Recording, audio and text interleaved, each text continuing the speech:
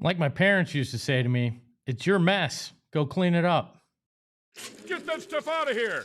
It's Southwest Bias. Welcome into another edition of Southwest Bias, brought to you by our friends at the Husband and Wife Law Team. If you've had a serious accident, call the Husband and Wife Law Team first at 602-783-8841 or visit their website at thehusbandandwifelawteam.com and tell them PHNX sent you. And we are live from Studio K, brought to you by our friends at Circle K. Become a member of the Inner Circle today. When you lead things, you have to make decisions. You have to make decisions that are tough sometimes. Ones that might not make people happy, but then that's just the start of it. You have to deal with the fallout on the other side of things. If it creates a mess, you have to figure out how to clean it up. If it hurts the business and the bottom line, you have to figure out how to fix that. If it hurts the morale, you have to do whatever it takes to then correct that. Monti Ossenfort is in that position right now. He made the decision back when they soft benched Kyler Murray that it was time to move forward at the quarterback position. It was a calculated decision, one based on 7 years worth of data. But the other thing that he had to look at was who would be available. Who would likely be available as a free agent? Who would likely be available in the draft, and make the calculation, could you actually give yourself a better chance at that position? He took the gamble, and now they're trying to figure out if it can pay off. But that is a big if. As we've gone through a lot of the quarterbacks, and Malik Willis is the one that all signs point to. But you're still going to have to pay roughly $30 million likely a season for a guy who has minimal starting experience, who the Titans, who have been quarterback thirsty for years, let walk, and who's been the backup in Green Bay and played well when he got the opportunity. There are, plenty of guys that people think about when it comes to a guy who looked good as a backup, then got money as a starter and failed. And you've got to wonder, is this Matt Flynn again with the Seahawks? Is this, Mitchell with the Lions in the 90s? Or is this a chance to actually get a young guy while he's on the come up and have something that might be sustainable? But that's not the only name that they've been tied to. Jimmy Garoppolo is another name that this team's been tied to. A 34-year-old guy that had some success with the Patriots when he played, has kind of been a journeyman backup and has gotten spot opportunities to start, including in San Francisco. And this is the other name that's been floating around, in part because he was Mike LaFleur's backup with the Rams last year, and he's familiar with a similar system that Mike's going to want to run. And people are connecting the dots there. And there's some rumors that, they might want him as the starter. I really hope they want him as the backup, because you can't tell me having Jimmy Garoppolo as your starting quarterback in 2026 is a good plan. It was barely a good plan for the Patriots in 2016 when they had to do it out of desperation when Tom Brady got hurt. This would be a huge gamble for everybody that's saying, Malik Willis, you can't do that. What are you thinking when it comes to Jimmy Garoppolo being your quarterback with the Arizona Cardinals? To me, that's even more terrifying, because he's definitely not the answer for the future. I'm not even sure he's the answer for the present. And do you really want him and Jacoby Brissett, literally the same group that was with the 2016 Patriots, being your quarterbacks? No, you don't want that. Again, the Patriots didn't want that in 2016. So it's not like wine. They're not getting better. Well, Jimmy G might be getting finer as he gets older, but not as quarterbacks, right? They're not getting better with age. So these are the calculated risks you're taking, and then you look at the QB class and you go, it's a one quarterback class basically. It's maybe Ty Simpson has a chance outside of Mendoza to be good. And maybe Monty thought more would be in this class, and that would be another option. But this calculated gamble is just that, a giant gamble when you look at this. We all most of us wanted a fresh start at quarterback. Most of us had been all right. We've lived the Kyler Murray experience, and it's time to move on. But I don't know that anybody fully thought out the future, including Monti Ossenfort at this point. Because you can't tell me Malik Willis was really on the radar, because you didn't even know that Mike LaFleur was going to be your coach. You thought that you were going to have Jonathan Gannon and maybe Frank Reich as your coordinator. My guess is they probably would have went with some stopgap, a different stopgap at that point, maybe a Kirk Cousins or somebody older, and try to pin it on, well, the defense is going to be the strength of this team. But all those plans changed. So now Monti Ossenfort, let's make this clear. Monti Ossenfort's job is on the line with this decision. Or at least this is one of the major decisions that will decide where his career in Arizona and probably his career in NFL front offices go from here. As a leader, you make calculated decisions to try to better something, and then you have to deal with the repercussions. Now, Monti Ossenfort and those decisions up to this point have led them to a really bad record, 15 wins in 3 years. And now he's looking at these quarterbacks, and he's going to tie his future to Malik Willis. We'll see if that pays off. That's got upside. Jimmy G, Garoppolo, a guy that, I mean, at this point, I think Janine probably is just as good of an option. That's rude to Jimmy. Jimmy is a good backup. He's not a starting quarterback in this league. Or Kirk Cousins. You really going to draft Ty Simpson and start him? No, I don't see that. Aaron Rodgers? No. I don't want to interrupt the ayahuasca trip to see if he wants to come to the desert. I'm fine with that. So he's banking his future on likely one of these two quarterbacks. And that, I can't imagine that is a very comfortable position. That seat is about as hot as the old metal bleachers at Sun Devil Stadium when we used to sweat it out in the 90s watching a Cardinals game there in the mid-afternoon in September. I've got the scars still to prove it. You don't wear shorts to a game like that, but I did. And his seat's hot. There's no doubt about it. There is no way that he escapes this if this quarterback if this quarterback decision doesn't pan out. And I don't, is anybody, I mean, I'd love to hear the bias in the chat. Is anybody really in the Jimmy G camp here? Is anybody really thinking that Jimmy Garoppolo can come in, defeat Father Time, find a way to be a quality starting quarterback in this league and find a way to win? I don't see that path.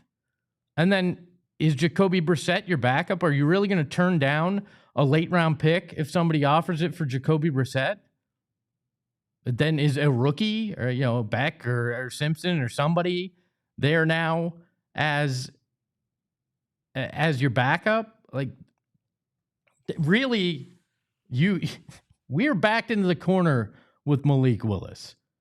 The Dolphins have said they have a price that they're not willing to go beyond. Guess what? The Cardinals will go beyond that price.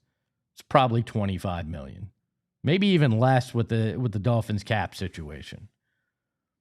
You are going to have to take Malik Willis. There is no other option that makes you go, at least maybe you could win games. And again, Monty cannot tank. Monty has no ability to tank. Even if Michael Bidwell sits there, looks him dead in the eyes and says, your job is safe even if you lose this season. Why would he trust him? Because the same was said to Jonathan Gannon up to the point where they called him in with HR on the line. Monti Ossenfort has to get this right. And the only option that looks like it may have a path to being right is Malik Willis. And that's not one that any of us are overly confident in. We just know it might be the best option available. I think this was a miscalculation along the way to try to figure out this quarterback position. I think it was a misreading of what was going to be available this offseason, but I also think it was an inevitability the way that your tenure with Murray went. But where this really came off the rails is Monty not having a plan over the last 3 years to bring in a successor or draft a guy that could be the next quarterback of the Cardinals. You look at that, and that's where the real failing was. If Monty had a plan 3 years ago, and he said, I got this guy, I traded for this guy, I signed this guy, he's our young backup right now, like, hey, maybe a Malik Willis when the Titans let him go, and he's going to be here, and God forbid anything happens with Kyler or we choose to pivot, we've got our guy. Or, hey, we drafted this guy. It was a 4th rounder. It's a flyer, but we think we can really develop him and actually find that guy and develop him to where he's ready. I'm a believer you should draft a quarterback every year, even if you're drafting him in the 7th round, just to see what you get. Brock Purdy was that kind of guy. But Monty Williams, I really hope Monty Williams isn't making the decisions. Everything you want at the quarterback positions on the other side are hard. Monti Ossenfort should have had a plan when looking at this and building for the future, but he didn't. And that's where the failure really comes, because now you're predicating everything on this class, both draft and free agent, to find your answer when you were over a barrel, when you literally have no other options. And that is never the place you want to be making a choice from. That is a position of weakness. That is a position of panic. And that is when you make decisions because you have to, not because you want to, and not because they're necessarily right. Malik Willis or Jimmy Garoppolo. Those are likely your choices. It's not a Sophie's choice, but it ain't a great choice. It's a Monty's choice. And his decision is likely going to decide his fate in Arizona. But maybe that's just my Southwest bias. We welcome back the original mustache behind the Mac, Shane Diefenbach, onto the program. Shane, how are you, my friend? I'm good. How are you doing, Espo? Happy Thursday. Happy Thursday. I'm doing all right. I'm doing pretty well here. No complaints. Just another day in paradise, another Suns game tonight. We got post game against the Bulls. And let me say, I do not care how many years away from 1993 we get. Yep. I hate the Bulls. F the Bulls. It's the Lakers. It's the Bulls. It's the Spurs. There are things that will not die in my heart. That is hatred that I will take to the grave. And I do not care that I'm married to a Bulls fan. I do not care that I work with people from Chicago. I hate the Bulls and screw John Paxson. Just needed to get that out of my system before tonight's game. Shane, you haven't been around for a while. Malik Willis, Jimmy Garoppolo. Do you feel good about either? No. I feel like Malik Willis, but will be more fun for us, maybe. I in terms of winning, no, absolutely not. You have a small sample size and a large sample size, and the large sample size is mid. The small sample size looks very, very promising, but you can't really judge that. It's not a sure thing, and you're going to be overpaying. Just what this market is, and that's unfortunate, but you're going to be overpaying. Go with the more fun option, Cardinals fans. We just have to have a little bit of fun. Let's have a little bit of fun this year. I mean, you hope Malik Willis is a little bit of fun. Jimmy G scares me. I mean, I get Sam Bradford, last a game kind of vibes. There's nothing that gets me excited. I think it was Michael in the chat, one of the bias, suggested going cheap with Tua. We got a Tuanon person in the chat. No, thank you. No, that you think it would be tough for Malik Willis behind an offensive line everybody seems to think is terrible. You want Tua? No. No, I do not want Tua. I'm good, though. That is good on my part. A big thank you to all the bias in the chat as well. We've got Kelly, we've got DH, we've got Deborah, who's always here, Desert Vulture, Connor, Shafts in the chat. Thank you to each and every one of you. We also have a poll with our friends, the bias in the chat. I said, who should be under center this season? Right now, the poll is Malik Willis, 66%. A draft pick, 21%, and Jimmy G bringing up the rear at 13%. That is where we stand. I think people understand finally that Malik may not be the prettiest girl at the dance, but it's the one that you got a chance to go home with, and maybe that's better than nothing. You can find love there and love in the draft, and maybe that would be good for everybody involved. There's another comment here. Shaft says, this really shouldn't be a question. Malik will be our starter. If we can't get Jimmy, then so be it. But Malik will be our starter. I hope the rumor is actually Jimmy G being your backup. I'd be all right with that. Malik and Jimmy G, that makes me feel all right. You got the vet that knows the system, Malik, who's been in it with Matt or something similar. You've got a lot of things that make me feel a little bit better there, potentially. But Prodigy Drone says, this is like a bad dream. Last offseason, the chart showed promise. Now this offseason is everything plummeted past rock bottom. Yeah, it ain't great. It's not where you want to be. We did not think we'd be here at all. Another commenter says, Jimmy G, this is the NFC West. It's Malik Willis and lots of players for Monty. Lots of prayers for Monty.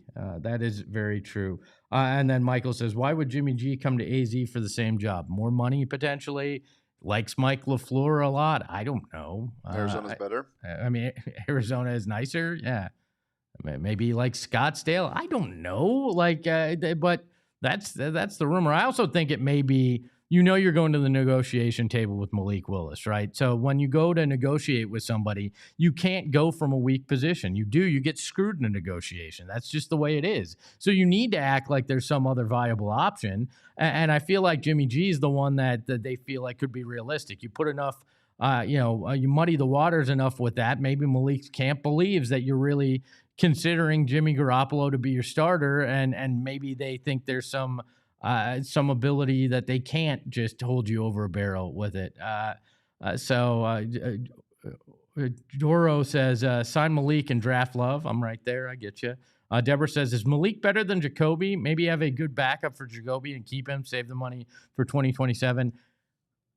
I believe Malik Willis is better than Jacoby. He is more dynamic. He is a guy that is younger. I do believe that he's better, and the ceiling is so much higher. You know who Jacoby Brissett is. We saw it. It's not going to be different. That's who Jacoby Brissett is. But Malik Willis, you hope, can raise his game to another level as well. And Shaft says, it might come down to if Jimmy likes working with Mike like he did for the last several years with the Rams. I agree 100%.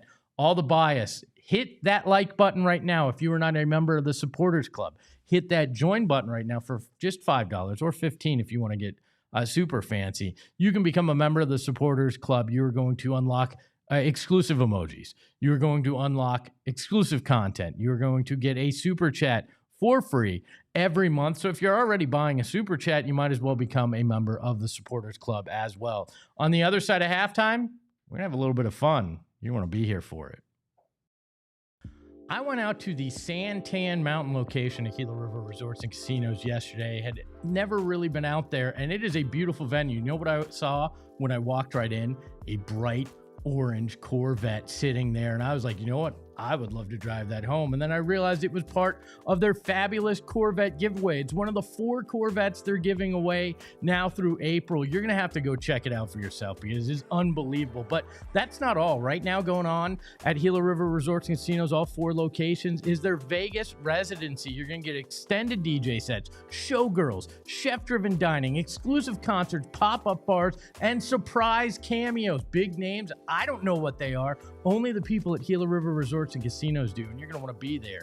And right now, you're going to get special perks for your loyalty members as well. It is unbelievable, and you're going to want to go and check everything out because it's better than traveling to Vegas. It's right here in your backyard. So they're going to bring Vegas, only at Gila River Resorts and Casinos. Visit playatgila.com for their full calendar of events and Window Depot.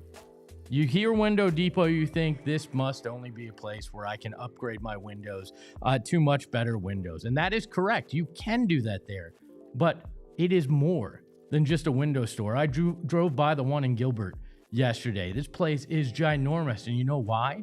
Because they've got windows, they've got cabinets, they've got countertops, and now they're getting flooring too. That's right, flooring. They've got it in the Tucson location. It will soon be in all 7 locations across the state. So now, not only can you redo everything in the room, you can redo the flooring too. Plus, they've got designers that will help you for free design the bathroom, kitchen, whatever you're looking to remodel. They will help you design it for free. Plus, they even got like sunlights there, skylights. You can get whatever you need.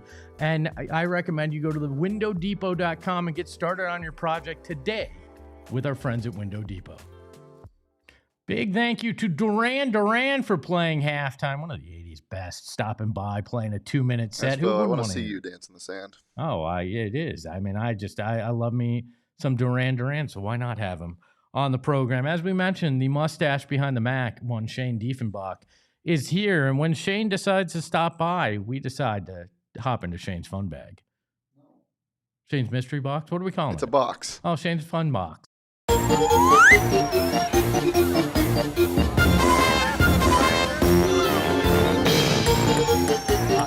Shane's fun bag is a lot less creepy than Shane's fun box, but you know what? We're in Shane's fun box. Shane, what do you got for me? All right, Espo. We haven't brought this to the program yet, and it's kind of been overdone on social media, but we're gonna do it. Espo, I'm gonna bring you between 5 to 10 words that the youths are saying. Oh God! And I'm gonna have you guess what they mean. Some you might. I think a lot of them you should be able to get, just because 1, the office that we work in, but 2, also just being terminally online. All right. Terminally online. That is definitely what I've been diagnosed with. Yeah. So first we'll start with an easy one, Espo. What does chopped mean? Got fired? No. Making salad? No. What does chopped mean? I don't know. Ugly.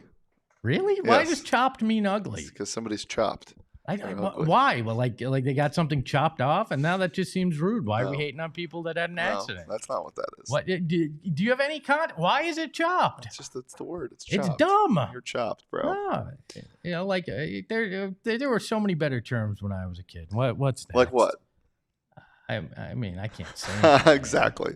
Then it's not better if you can't say it now. What about low key chopped? What does that mean? Kind of ugly? Yes, there you go. Nice. Very nice. This quarterback situation is definitely not low-key chopped. It's just completely chopped. When somebody says canon event, what does that mean? It is something that is tied to the lore of a different event. Like it's canon. But like in somebody's life, it's a canon event. So it is something that goes into the lore of their event. It is officially official. It's not like when you have one of those Coyote Ugly nights and you walk away with a walk of shame. This is something you want that's actually in your life. Is that right? Kind of. It's something that like it was destined to happen. Like it's of course. Like do you know what Coyote Ugly means? Of course. Okay, yeah. I just want to make sure. What about based? Oh, I should know this one. Simple, like it's bait. No, that's not it. What's based? Come on, Espo. I don't know, like top of the mountain, like the base of a mountain, like the base camp. Like it's good. No, it's like basically you're in agreement with somebody. Kind of, you're based. There's also different connotations, but we'll keep it with that one. Like based. You're based. Like if you say something like that I agree with. So I'm based with Johnny Venerable when it comes to the decision to draft Love? No. It's like, I don't know, like if you're cooking, like not physically like you're cooking. basting a turkey? No. Like the baseline based with a D. So you're master based? Settle down. I don't understand. Why is that an agreement? I'm not saying you don't have to know the why of a time behind these based things. in fact, Sure, fine, all sure. right. It's like authentic. I'm never going to be able to use that appropriately. Yeah, you can. What does it mean when you call somebody an NPC? Non-playable character. Yeah, but what does it mean? Basically, they do nothing. They're just in the background. They're wallflowers. Yeah, somebody acting basic or robotic. Yeah. Nice. I mean, some would argue that we have a lot of those in the world. Yeah. You should know this one. Glazing. Oh, God, I hate that. This may be one of the worst terms ever.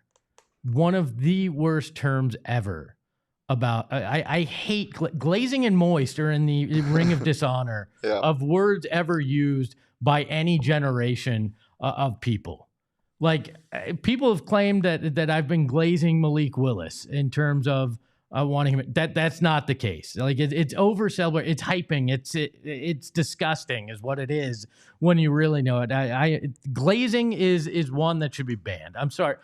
That is a disgusting term on so many levels. Yeah, I hate it. But if the bias wants to glaze when it comes to my performance, go ahead.